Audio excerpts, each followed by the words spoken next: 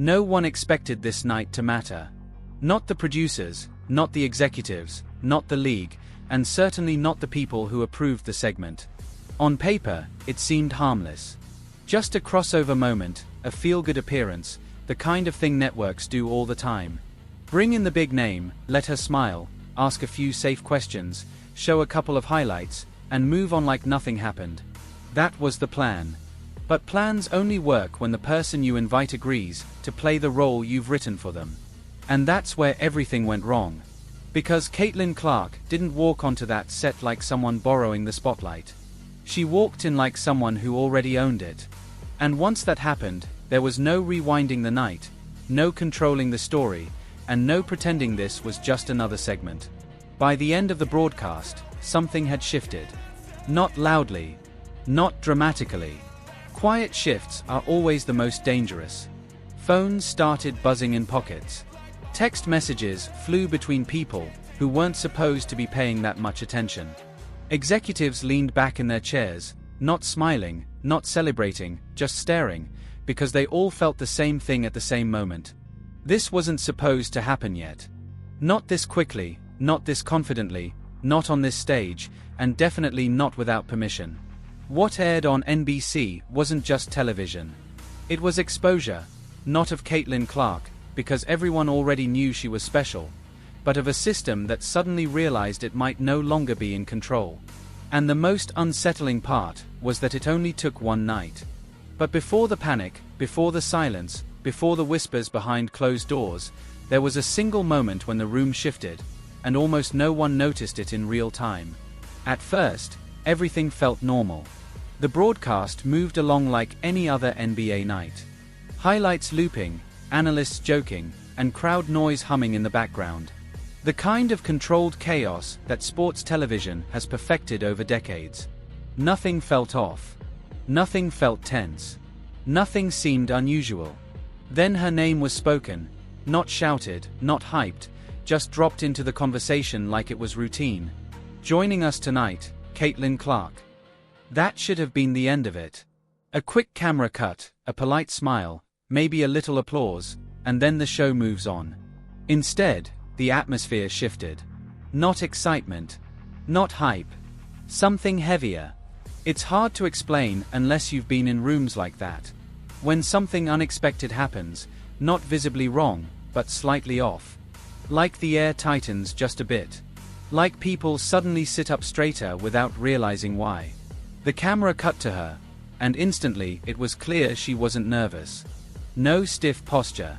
No wide-eyed amazement. No, I can't believe I'm here. She looked settled. Comfortable. Like someone who had done this 100 times already.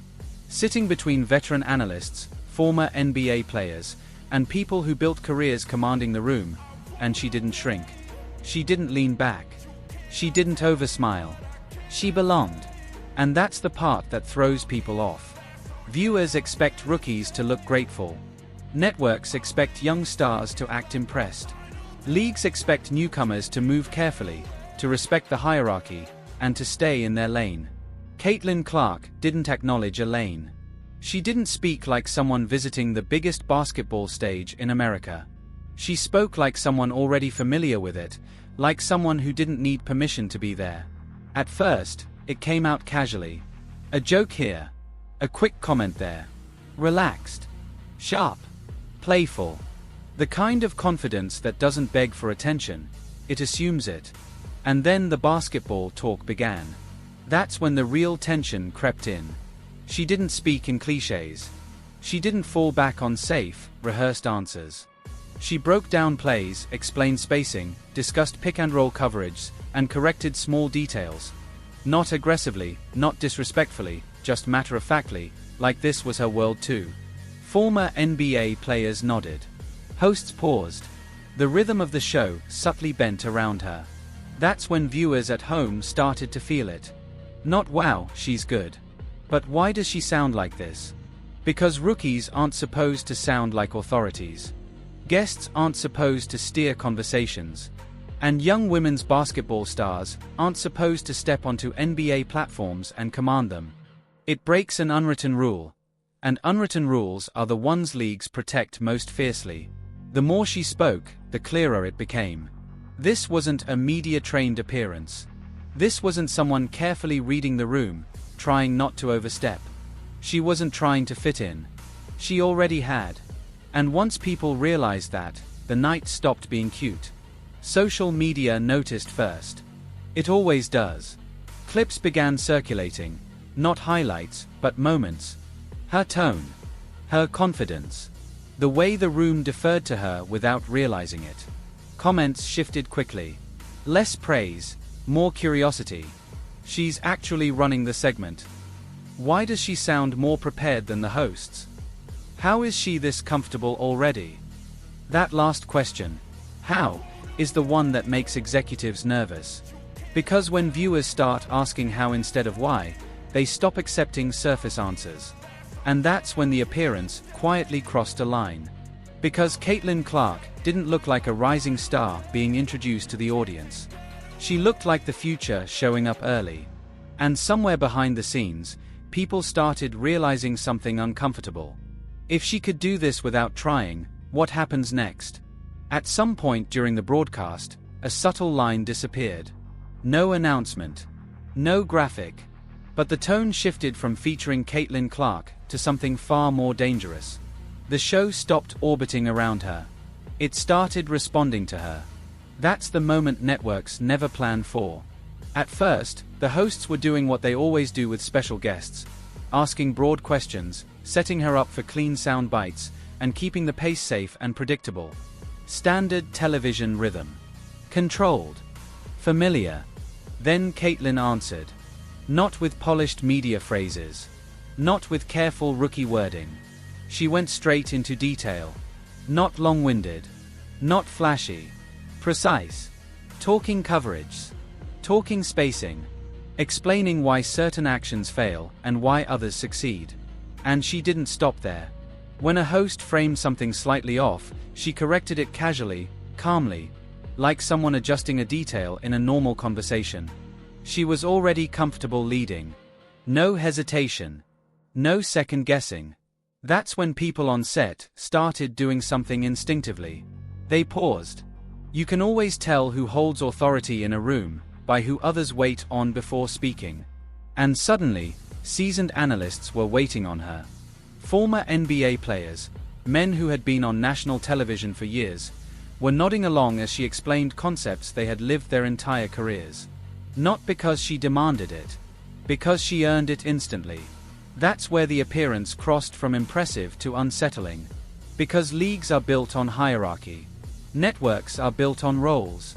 Guests stay guests. Hosts guide conversations. Veterans lead. Rookies follow. Caitlin Clark inverted that without ever raising her voice. She didn't dominate the room by force. She did it through competence, clarity, and calm confidence. And the scariest kind of authority is the kind that feels natural. Viewers picked up on it immediately. You could see it in how online conversations evolved in real time. First surprise. Then curiosity. Then something deeper. Respect turned into attention. Attention turned into fixation. People weren't just watching the game anymore. They were watching her reactions. Waiting for her next breakdown. Listening to how she explained the action. That's when it stopped being a segment. It became a problem. Because attention is currency, and Caitlin Clark was pulling it without asking. Not just from women's basketball fans, but from NBA fans, casual viewers, and people who hadn't tuned in expecting to care. When that happens, leagues lose their favorite illusion. Control. This wasn't a planned rollout. This wasn't a coordinated media strategy. This was organic dominance. And organic dominance is impossible to contain once it starts spreading. You could feel the realization settling in on set. The energy wasn't celebratory. It wasn't proud. It was cautious, like everyone suddenly understood they were witnessing something they hadn't prepared for. Because when a rookie speaks with authority on a platform larger than her league, it raises a dangerous question behind closed doors. If she sounds like this now, what will she sound like next year? Or the year after that? And more importantly, who does she belong to? That was the question no one wanted to ask out loud. Because the moment a player stops feeling like a league asset and starts feeling like an independent voice, the balance shifts. She wasn't representing a brand. She wasn't repeating talking points. She wasn't staying neutral. She was being herself, informed, confident, unfiltered. And that kind of presence doesn't stay contained. By the time the segment ended, viewers weren't asking whether she belonged on the broadcast. They were asking why she hadn't been there sooner. And that question is dangerous. Because it exposes hesitation, missed opportunity, and fear. But the real wave hadn't even hit yet. Because while the conversation unfolded on air, something else was happening in parallel. Faster, louder, and far harder to control. Social media had already decided this wasn't normal. And once the internet senses authority, it amplifies it.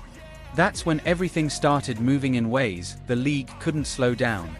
Before anyone behind the scenes fully understood what was happening, it was already too late.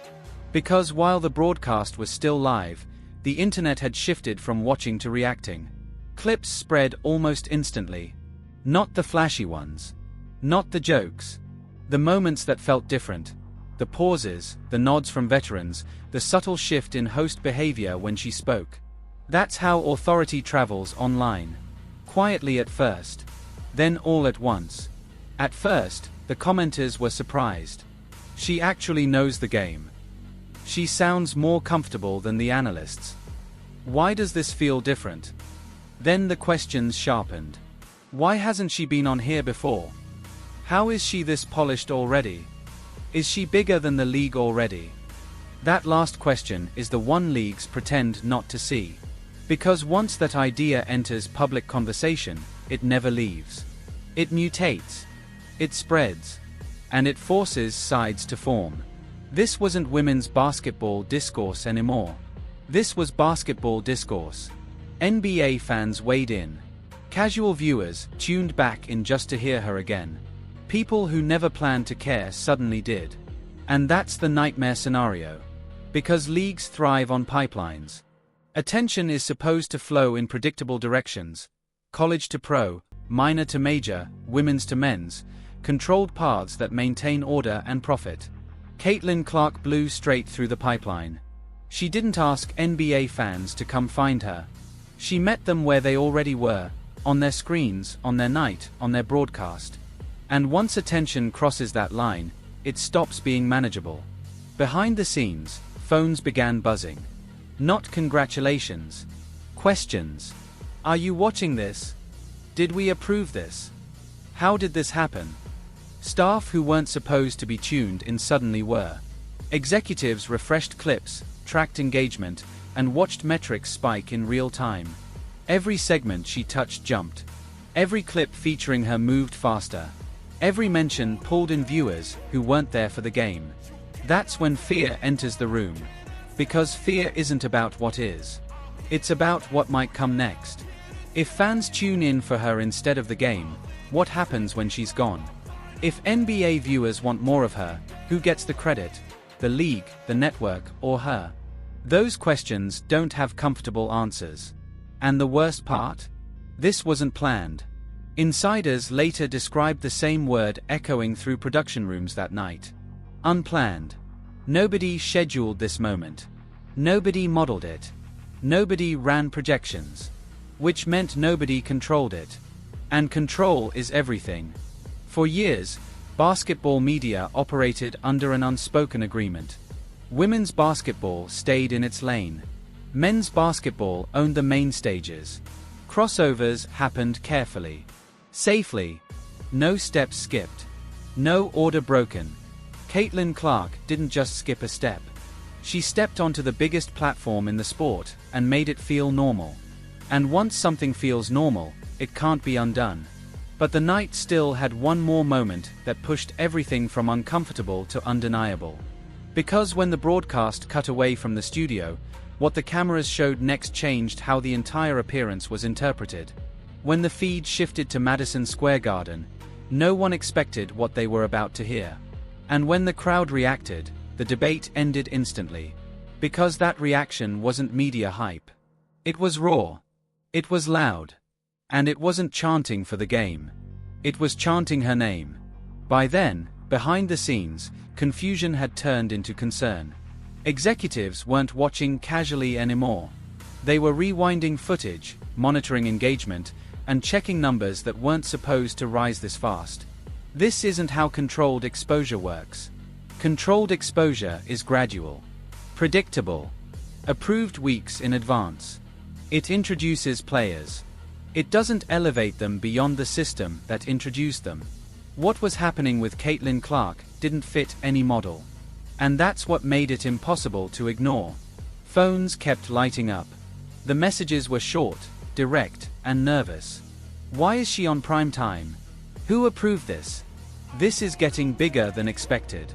No one wanted to say the real thought out loud yet, but it hovered in every conversation. She's taking up too much space. And space is currency. For years, the balance had been clear. NBA broadcasts centered on NBA stars. Women's basketball existed in a parallel world, growing, respected, but separate. There were lanes, boundaries, and quiet agreements that never needed to be written, because everyone understood them. You didn't cross over like this unless you were carefully invited. And even then, you didn't dominate. But Caitlin Clark didn't look like someone visiting another world. She looked like someone expanding into it. That's when the internal justifications began. Some called it hype. Some called it novelty. Some said it would fade. Those explanations are comforting, because they promise control will return. That if you wait long enough, the system will fix itself. Then the broadcast cut to Madison Square Garden. And everything got louder. MSG isn't just an arena. It's a symbol. A stage soaked in history, where legends are measured, not introduced. A place where the crowd decides who matters. And that crowd didn't hesitate. They weren't reacting politely. They weren't acknowledging a guest. They were chanting her name. Caitlin, Caitlin, Caitlin, on an NBA night. Not during a women's game. Not during a crossover event. During a men's professional basketball broadcast in the most iconic arena in the world. That's when any attempt to downplay the night collapsed. Because you can't manufacture that. You can't script it. And you can't explain it away as marketing. Crowds don't chant because they are told to. They chant because they feel something. And what they felt wasn't curiosity. It was recognition. Inside offices. Inside production trucks. Inside league spaces that suddenly felt very small. One realization hit hard. This wasn't a segment anymore. It was a signal. A signal that attention had shifted somewhere it wasn't supposed to. That fans were responding to a player in a way that bypassed the traditional ladder entirely. And that terrifies systems built on patience. Because patience keeps order. Patience keeps salaries manageable. Patience keeps leverage where it's always been. Caitlin Clark didn't ask for patience. She didn't wait to be crowned. She didn't wait for permission. She didn't wait for the league to catch up. She showed up where the spotlight already was, and the crowd followed her. That's when executives start asking questions they don't like the answers to. If fans follow her, do they still need us? If networks want her, do they need to go through us? If sponsors see her everywhere, who actually holds the power? Those questions don't get answered publicly. They get handled behind closed doors, wrapped in careful language and tight smiles. And suddenly, the night didn't feel celebratory anymore. It felt dangerous. Because once a player proves she can command attention outside her league's ecosystem, the old rules stop working. And Caitlin Clark didn't just test that idea. She proved it, live. But the most uncomfortable part hadn't surfaced yet. Because while executives worried about control and optics, something far more personal was happening quietly. The veterans were watching. And what they felt wasn't excitement. It was replacement anxiety. Players who had spent years grinding through empty arenas. Players who flew commercial when nobody was filming. Players who gave interviews that barely moved the needle. Players who were told again and again that growth takes time, and respect must be earned slowly. They watched a 22-year-old walk onto a national NBA broadcast and command more attention in one night than they'd received across entire seasons. And that doesn't feel abstract. That feels like replacement. No one says it out loud. They don't need to. Athletes understand the maths instinctively. There are only so many opportunities. Only so much airtime. Only so many endorsement dollars. When someone absorbs attention that fast, it doesn't come from nowhere. It comes from the same pool everyone else has been swimming in for years. That's where the discomfort deepened. Because this wasn't just Caitlin Clark being great. Great players always exist. Talent alone doesn't create resentment. Speed does. She didn't wait her turn. She didn't climb rung by rung. She didn't slowly build recognition inside the system. She bypassed it. And when someone bypasses the system, everyone who followed the rules feels it. Imagine dedicating a decade to growing the game. Fighting for better conditions. Pushing for exposure. Being told the league comes first. That collective growth matters more than individual shine. Then watching someone arrive and instantly become the center of the conversation. It doesn't feel inspirational. It feels like the rules changed without warning. That's why the whispers started. They are forcing her everywhere. It's just hype. This won't last. Those phrases don't come from hatred. They come from self-preservation. From people trying to make sense of a shift that threatens their place in the story. Because once fans start asking for one player specifically, the collective narrative weakens. And for leagues built on parity and shared identity, that's dangerous. But here's the problem. The numbers didn't care about feelings. Every time Caitlin Clark appeared on screen, engagement spiked. Not gradually. Dramatically. Clips didn't just perform well. They outperformed everything around them. That's when resentment collided with reality. Because you can debate narratives. You can question hype. You can argue fairness. But you can't argue with attention. And attention kept choosing her. That's when the story flipped in a way no one wanted to acknowledge publicly. It wasn't that she was benefiting from the league's visibility. The league was benefiting from her. That realization cuts deep because it reverses the power dynamic everyone is used to. It suggests the system isn't creating the star. The star is carrying the system. And once that idea takes hold, it spreads fast. Veterans felt it. Executives feared it. Networks noticed it. Because suddenly Caitlin Clark wasn't just a player. She was a variable the league couldn't control. And that's when things took another strange turn. The room itself began changing around her. Hosts leaned in. Guests deferred. The broadcast adjusted. She wasn't just participating anymore. She was shaping the conversation. And when a rookie starts shaping the room on national television, the shift becomes impossible to ignore. That's when the night crossed into something even more uncomfortable. Because it wasn't just about attention anymore. It was about dominance. And dominance, when it appears unexpectedly, creates enemies faster than anything else. There's one thing leagues trust more than narratives. Numbers. You can spin stories. You can soften language. You can redirect attention with press releases and talking points. But numbers don't care about politics, feelings, or history. And the numbers that night were loud. Every segment she touched spiked. Not climbed. Spiked. Clips featuring her moved faster, traveled farther, and pulled in viewers who weren't watching for anything else. That's when denial stopped working. Because this wasn't one viral moment. It wasn't luck. It was a pattern forming in real time. Networks track patterns instantly. They know exactly where viewers come from, where they stay, and where they leave. They know which faces keep people watching, and which ones don't. And as the data rolled in, the conclusion became unavoidable. She wasn't riding momentum. She was creating it. That changes everything. Because leagues are built on the assumption that the system produces stars, not the other way around. But Caitlin Clark shattered that illusion. Fans weren't saying, "The league is doing great." They were saying, "I'm watching because of her." That's a dangerous sentence. Because it shifts leverage instantly. If viewers follow a player instead of a logo, the power moves. Ratings change. Negotiations change. Sponsorships change. Media relationships change. And suddenly, the league isn't the gatekeeper anymore. That's when anxiety spreads quietly. Because if one player can move the needle this much without the system's help, what happens when she starts choosing where she appears? What happens when networks stop needing permission? What happens when sponsors call her directly? Those questions aren't asked publicly. They are whispered behind closed doors. This is where discomfort becomes fear. Not fear of her talent.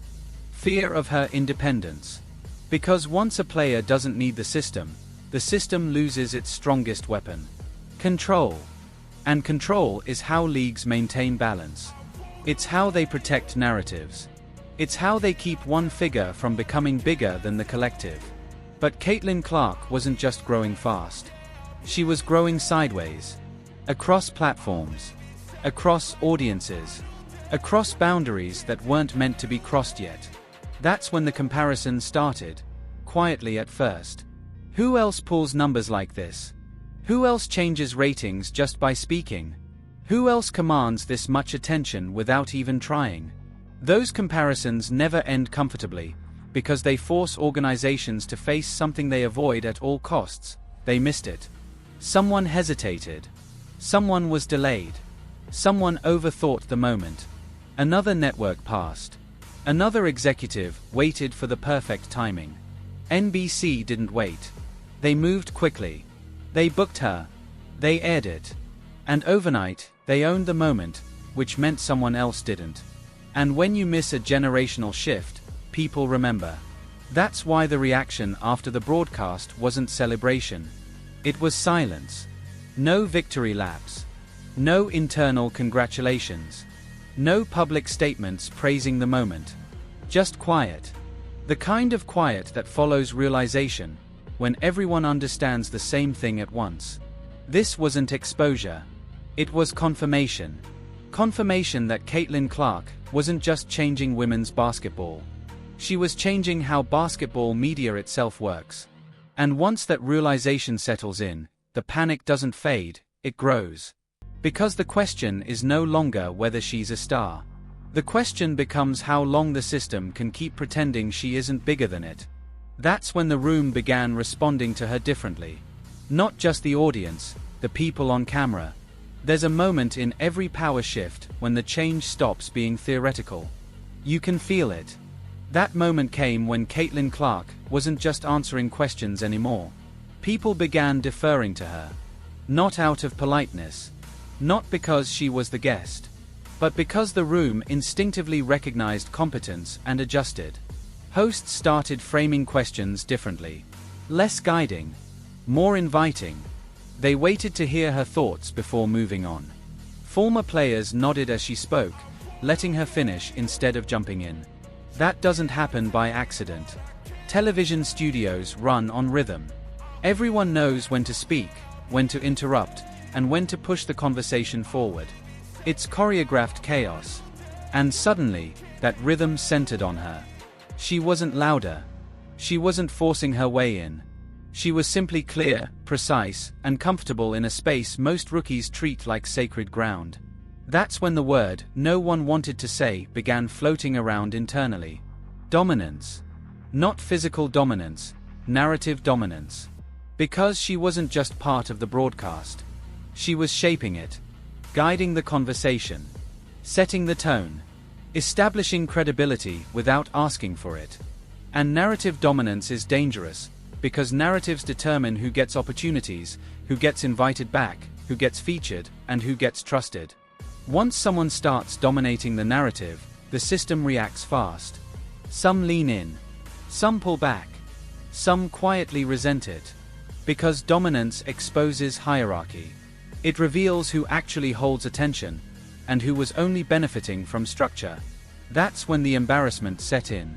Not for her, for the people who didn't see this coming. Insiders later admitted something brutal. NBC wasn't even the first call. Another network hesitated. Delayed. Overthought it. They evaluated. They waited for confirmation. They wanted to be certain. NBC didn't. They booked her. They aired it. And suddenly, they weren't just covering the moment. They owned it. That's the part that stings. Because missing a generational shift isn't just a mistake. It's a stain. It follows careers. It resurfaces years later in meetings when someone finally asks, "How did we miss that?" And everyone already knows the answer. That's why, when the show ended, the reaction wasn't loud. It was silent. The kind of silence that follows a realization too big to process immediately. No applause. No backslapping. No great job tonight. Just people standing around pretending to check their phones while thinking the same thing. This didn't feel like a peak. It felt like a warning. Because Caitlin Clark didn't guest star on NBC. She crossed over. She stopped being just a WNBA player and became something broader, a basketball figure. No qualifiers. No lanes. And once someone reaches that level, the system loses its grip. Because players who cross over don't ask where they're allowed to be. They choose. They choose platforms. They choose networks. They choose visibility. That's power. And power is the one thing organizations hate surrendering, because power creates leverage. Leverage creates negotiation. And negotiation threatens control. So when the lights shut off that night and the building emptied out, one uncomfortable thought lingered in every office involved. If she did this on her first appearance, what happens next time? Because nothing about this felt contained. Nothing about this felt temporary. And the most dangerous part, she made it all look easy. After the broadcast ended, something strange happened. Nothing. No victory tweets. No official statements. No league-wide celebration of a historic crossover moment. Just silence. And silence is never neutral. In sports, silence usually means two things: confusion or fear. Sometimes both. If this night had gone according to plan, there would have been a rollout. Quotes prepared. Talking points polished. A narrative ready about growth, collaboration, and progress. None of that came. Instead, people waited. They waited to see where the reaction would go. They waited to see if the moment would cool off. They waited because reacting too quickly would mean admitting something had changed. And something had changed. The uncomfortable truth became harder to avoid. Caitlin Clark didn't debut on NBC. She crossed over. And once someone crosses over, you can't put them back in a box.